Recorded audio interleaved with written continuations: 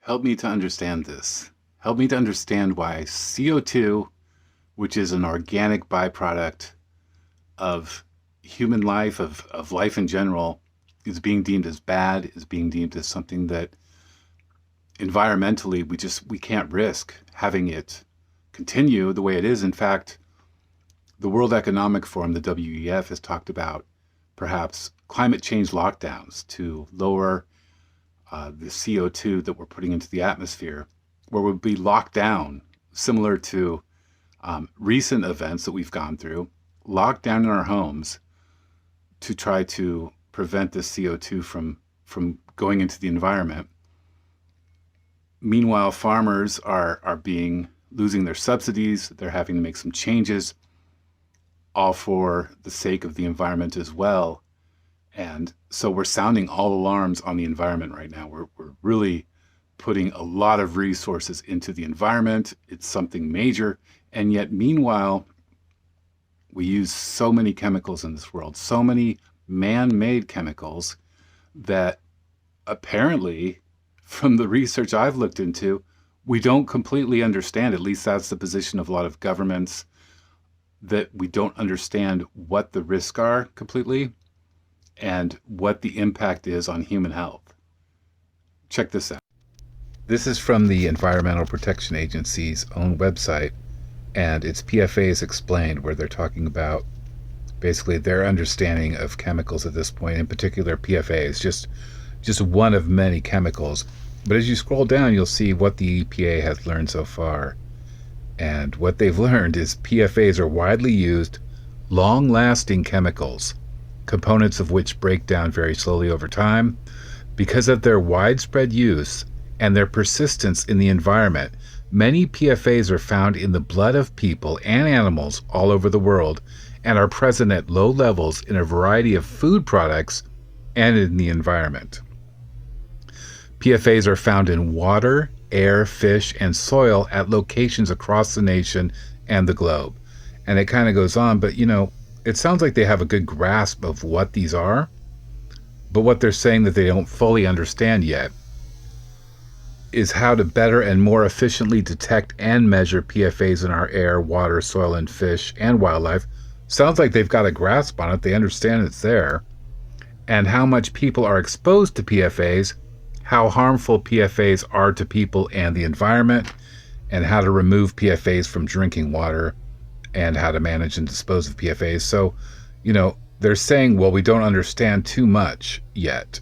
Somehow, with this chemical that they know is a danger to us and that is already in our food, our soil, our water, it's a danger, yet they're not really, it doesn't seem like they're investing the same resources they are into the environmental climate change agenda here. This is another article I found where it sounds like they've done more research than the EPA, because they're talking about, there's evidence not as strong for finding PFAS in fish and shellfish, but that eggs, certain kinds of meat, especially liver and other organ meats, and dairy products have also been found to have higher levels of longer chain PFAS in particular. European Union scientists have also warned that fruit can contain elevated levels of PFAS. Food packaging, especially for takeout food, has come under a lot of scrutiny lately, as PFAS are commonly used to help grease and waterproof containers, bags, and bakery papers.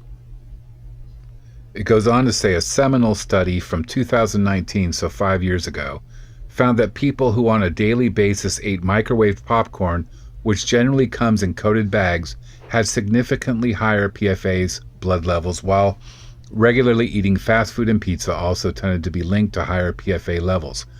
You think about it, like they've known this since 2019, so 5 years ago. They haven't really seemed to advance much beyond these understandings that it's harmful to us. And also the foods here listed, that sounds like my basic diet. I'll have fast food on occasion. I eat meat, I eat eggs, I eat, dairy products, of course, like fruit. I don't understand what else there is, other than perhaps vegetables, which are probably covered as well, that isn't affected by these PFAs. And then as we look at this graphic that was in Time, on the Time website from Time magazine, They're discussing where PFA forever chemicals could be found, but it's everywhere. It's everywhere in your home that you're being exposed to these chemicals. And so, what kind of damage are they doing to the human body? On this website, Life Sciences Intelligence, it looks like they've done some research and have some evidence of what PFAs do and what the health risks are. And it says because PFAs are highly persistent in the environment and do not break down easily, PFAs have become widespread contaminants, including in drinking water sources. The health risks and impacts of PFAs exposure and bioaccumulation are a growing concern.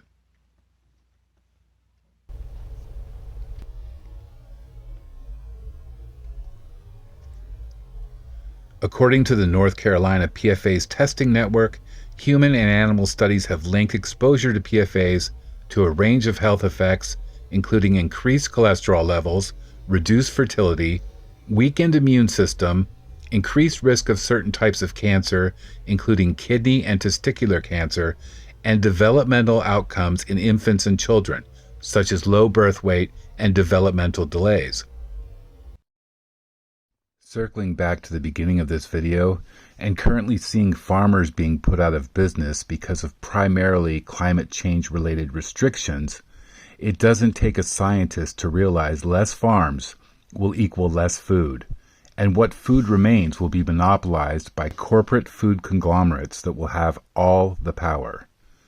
Because ultimately, food is power, and with less farmers and corporations not interested in health but instead how much profits they can make, more of these chemicals will be in our food and much higher prices will follow, since less farms equals less food.